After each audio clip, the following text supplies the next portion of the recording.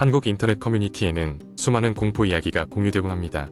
그중 하나는 특히 유명한 귀신이 나오는 폐가에 관한 이야기입니다. 이 이야기는 전형적인 도시 전설에서 시작하여 다양한 사람들의 경험담과 접목되면서 점점 더 복잡하고 긴 이야기가 되었습니다. 이 폐가는 한 시골 마을 외곽에 위치하고 있는데 원래는 1970년대에 지어진 2층짜리 양옥집이었습니다. 건축 당시에는 꽤 부유한 집안이 살았던 곳으로 알려져 있지만 1980년대 초에 그 집에서는 끔찍한 사고가 일어났습니다. 그 집의 가장이었던 한 남성이 갑작스럽게 가족을 모두 죽이고 자살했다는 소문이 퍼졌습니다. 마을 사람들은 그 사건 이후 그 집을 멀리하기 시작했고 집은 점차 폐허가 되었습니다. 시간이 지나면서 젊은이들 사이에서 그 집에 들어갔다가 겪은 괴이한 경험들이 조금씩 전해지기 시작했습니다. 어떤 이들은 집안에서 발자국 소리를 들었다고 하고 또 다른 이들은 아무도 없는 방에서 낮은 목소리가 무언가를 중얼거리는 소리를 들었다고 말했습니다. 드물게는 창문을 통해 누군가가 자신을 쳐다보고 있었다고 주장하는 사람도 있었습니다. 가장 유명한 목격담 중 하나는 밤늦게 친구들과 함께 그 집에 들어갔던 한 대학생의 이야기입니다. 그와 그의 친구들은 호기심에 이끌려 폐가로 들어갔고 곳곳을 탐험하기 시작했습니다. 처음에는 아무 일도 일어나지 않았고 그저 폐가의 음산한 분위기에 웃고 떠들며 사진을 찍고 있었는데 2층에 올라가는 순간 누군가 계단 위에서 그들을 내려다보고 있는 것 같은 느낌이 들었습니다. 그 순간 갑자기 문이 닫히는 소리가 들렸고 집 전체가 떨리는 듯한 느낌을 받았습니다. 그들은 급히 1층으로 내려왔지만 집안의 구조물이 이상하게 변하여 출구를 찾을 수가 없었습니다. 어둠 속에서 그들이 들은 것은 누군가 숨 막히는 듯한 목소리로 여기서 나가야 돼, 여기서 나가야 돼 라고 반복하는 소리였습니다. 결국 한 친구가 가까스로 창문을 깨고 밖으로 나와 도움을 청했습니다. 다행히 그날 밤 큰 부상자는 없었지만 그 대학생은 폐가를 나온 이후로 한동안 악몽에 시달렸다고 합니다. 꿈속에서는 항상 그 집의 계단을 오르고 있었고 어느 순간 뒤에서 누군가가 그를 붙잡고 여기서 나가야 돼 라고 속삭이는 장면이 반복되었다고 합니다. 이 이야기는 시간이 지나면서 점점 더 많은 사람들에게 회자되었고 그 폐가는 지금도 호기심 많은 이들이 찾아가곤 하는 장소가 되었습니다. 하지만 여전히 그곳에서는 예상치 못한 일들이 벌어지곤 하며 그곳을 방문했던 사람들은 입을 모아 말합니다. 그 집은 뭔가 이상하다.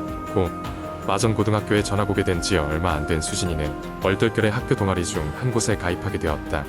그녀가 가입한 동아리는 바로 심령탐구 동아리. 이름만 들어도 이상한 이 동아리는 주로 학교 주변의 미스터리한 장소를 방문하여 그곳의 유령이나 귀신의 존재 여부를 탐구하는 활동을 했다. 수진은 솔직히 별로 내켜하지 않았지만 새 친구를 사귀고 싶었기에 어쩔 수 없이 활동에 참여하게 되었다. 어느 날 동아리 회장인 동진이 폐가 탐방을 제안했다. 그가 추천한 장소는 인근 산기슭에 위치한 오래된 폐가였는데 그곳에는 밤마다 귀신이 나타난다는 소문이 자자했다. 동진은 그곳에서 한밤중에 애브를 시도하자고 했다. 수지는 몹시 망설였지만 동아리 친구들의 부추김에 결국 참여하기로 결정했다. 폐가로 향한 밤 달은 으스스하게 밝았고 바람은 잔뜩 갸릇한 소리를 내며 불고 있었다. 수진을 포함한 5명의 동아리원은 손전등과 녹음 장비를 들고 폐가에 들어갔다. 처음에는 웃고 떠들며 장난삼아 돌아다녔지만 시간이 지나면서 점점 분위기가 달라졌다. 집안 곳곳에는 오래된 가구와 부서진 물건들이 가득했고 벽지에는 때 묻은 자국이 하나둘씩 박혀 있었다. 조사를 시작한 지 얼마 지나지 않아 갑자기 녹음 장비에서 이상한 소리가 들리기 시작했다. 처음에는 단순히 전자잡음인 줄 알았지만 조금씩 그 안에서 뭔가 말하는 듯한 소리가 섞여 들어오기 시작했다. 도와줘, 여기서 나가. 그것은 분명히 한 여자의 목소리였다. 수진과 친구들은 순간 얼어붙었다. 모두가 장비를 쳐다보며 눈치를 살폈고 아무도 소리를 내지 않았다. 그리고 몇 초 뒤 어디선가 발자국 소리가 들렸다. 그것은 점차 가까워졌고 마치 집안에서 누군가가 계단을 내려오는 것처럼 또렷했다. 수진은 무서움에 몸이 굳어졌지만 호기심이 그녀를 움직이게 했다. 그녀는 떨리는 손으로 손전등을 켜고 그 소리가 들리는 방향으로 비추었다. 그 순간 계단 위에는 흰 옷을 입은 여자가 서 있었다. 그녀의 머리카락은 길게 늘어져 얼굴을 가렸고 피투성이 손이 축 늘어져 있었다. 수지는 비명을 지르며 뒤로 물러났지만 그녀의 다리는 말을 듣지 않았다. 친구들도 그 모습을 보았고 더 이상 그곳에 있을 수 없음을 직감했다. 모든 친구들이 다급히 밖으로 뛰쳐나갔다. 결국 그들은 폐가를 빠져나왔고 한동안 말을 잇지 못했다. 그날 밤 이후로 동아리원 누구도 폐가를 다시 찾지 않았고 그 경험은 그들 모두에게 깊은 트라우마로 남았다. 이후 수지는 심령탐구 동아리를 탈퇴했으며 친구들은 다시는 유령이나 귀신에 관한 이야기를 입 밖에 내지 않았다. 이 이야기는 이후에도 학교 곳곳에 퍼져나갔고 심령탐구 동아리는 결국 없어졌습니다. 하지만 여전히 그 폐가에 관한 소문은 끊이지 않았고 그곳에 다녀온 사람들은 무언가 설명할 수 없는 기운을 느꼈다고 전했습니다. 누군가는 그것이 그 집의 역사가 남긴 어두운 흔적이라고 했고, 또 누군가는 단순한 장난에 불과하다고 했지만 아무도 그 집에 대해서 확신을 갖지는 못했습니다. 그리고 여전히 그 집은 사람들을 끌어당기고 있었습니다. 두 번째 이야기, 서울 외곽에 위치한 작은 산길. 그곳은 오랜 시간 동안 사람들 사이에서 무수한 소문으로 회자되어 온 장소였다. 밤이 되면 길 위로 나타나는 하얀 소복의 여인. 길을 지나간 사람들 중 일부가 그 여인을 마주친 후 온갖 불운에 시달린다는 이야기가 돌고 있었다. 김영수 씨는 서울의 한 대기업에 다니는 평범한 회사원이었지만 최근 들어 야근이 잦아져 돌아오는 길이 항상 늦어지곤 했다. 그날도 어김없이 퇴근길이 늦어져 시계를 보니 밤 11시가 다 되어가고 있었다. 그는 조금이라도 빨리 집에 가기 위해 평소자 이용하던 그 산길을 지나가기로 결심했다. 도로에는 희미한 가로등 불빛만이 있었다. 겨울에 칼바람이 몰아치던 그날, 김영수 씨는 그 길을 차로 천천히 내려가고 있었다. 길을 따라 가다 본 실루엣은 사람 형상을 하고 있었다. 그는 혹시 누군가 길을 잃고 헤매는 것인가 생각하며 차를 멈췄다. 가까이 가서 보니 하얀 속옷을 입은 여인이 길가에 서 있었다. 그 여인은 길 한가운데 서서 그의 차를 바라보고 있었다. 김영수 씨는 순간 심장이 철렁 내려앉았고 소문으로만 들었던 그 여인이 아닐까 하는 생각이 스쳐 지나갔다. 머릿속에 온갖 생각이 난무하는 가운데 여인은 갑자기 그에게 다가오기 시작했다. 그는 급히 차 문을 잠그고 창문을 올렸다. 뒷좌석 거울을 통해 본 여인의 얼굴은 창백하고 차가운 미소를 짓고 있었다. 김영수 씨는 공포에 질려 급히 차를 돌려 그 길을 벗어났다. 그의 등골을 타고 흐르는 식은땀은 여름날의 폭우처럼 쏟아졌다. 그날 이후로 김영수 씨의 삶은 급격히 변하기 시작했다. 이상한 일들이 연속적으로 벌어졌다. 회사에서는 중요하던 보고서가 사라졌고 이유 없이 상사에게 혼이 나기 일쑤였다. 건강 상태도 나빠져 병원을 전전했지만 특별한 이상은 발견되지 않았다. 그러던 중 어느 날 밤 그는 다시 그 꿈을 꾸었다.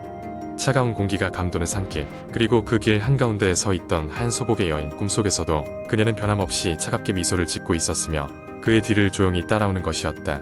깨어나서 보니 새벽 3시, 그의 방 안은 얼어붙은 듯 정적에 휩싸여 있었다. 공포에 질린 그는 결국 무당을 찾아갔다. 무당은 그에게 산길에서 만난 여인은 한이 맺힌 원혼이며 그녀를 위해 제를 올려주어야 한다고 조언했다. 김영수 씨는 무당의 말대로 집에서 제를 지내고 다시는 그 산길을 이용하지 않기로 다짐했다. 그렇게 시간이 지나면서 그의 삶은 점차 평온해져 갔다. 더 이상 이상한 일들은 일어나지 않았고 건강도 회복되었다. 하지만 그 나이 이후 그는 밤이 깊으면 으스스한 느낌에 사로잡혀 가끔 창문을 한 번씩 확인하곤 했다. 언제 어디서 그 여인이 다시 나타날지 모른다는 생각이 아직도 그의 마음 한구석에 남아있었기 때문이다. 이 이야기는 세상에는 이해할 수 없는 것들이 많다는 생각을 다시 한번 일깨워 주었다. 그리고 김영수 씨는 오늘도 길고 긴 산길을 우회해 집으로 돌아가고 있다. 세 번째 이야기, 인터넷에서 찾아볼 수 있는 한국 공포썰은 흔히 일상의 작은 불안함에서 시작해 점차 미스터리하고 소름 끼치는 전개로 이어집니다. 이제 여러분에게 전할 이야기는 어느 고즈넉한 시골 마을에서 시작됩니다. 이 마을은 오래된 전통과 신비로운 전설로 가득 차 있었으며 주민들 사이에서는 몇 세기 동안 내려오는 무서운 이야기가 전해지고 있었습니다. 그 중에서도 가장 유명한 것이 바로 그림자의 저주라는 이야기였습니다. 마을 가까이에 자리한 오래된 폐가는 수십 년 동안 아무도 거주하지 않았고 사람들은 그곳을 기피했습니다. 그 이유는 바로 그곳에 빈집을 떠도는 신비한 그림자가 있다고 믿었기 때문입니다. 이 그림자는 집을 방문한 사람들의 뒤를 조용히 따라다닌다고 전해졌습니다. 마을 사람들은 그림자가 결코 사람을 해치지 않지만 뒤를 돌아보면 결코 안 되는 존재라고 경고했습니다. 문제는 만약 그림자를 바라보는 순간 그 사람은 결코 무사히 그 집을 빠져나오지 못한다는 것이었습니다. 어느 날 도시에 살던 한 젊은 여학생이 호기심에 이끌려 이 마을을 찾아왔습니다. 그녀는 대학에서 민속학을 공부하고 있었고 그림자의 저주에 대한 이야기를 친구들에게 들은 후 그 진위를 직접 확인해보겠다는 생각이었습니다. 마을 주민들은 그녀를 만류했지만 그녀의 호기심은 멈출 수 없었습니다. 폐가에 도착한 그녀는 처음엔 아무 일도 일어나지 않을 것이라며 가볍게 여겼습니다.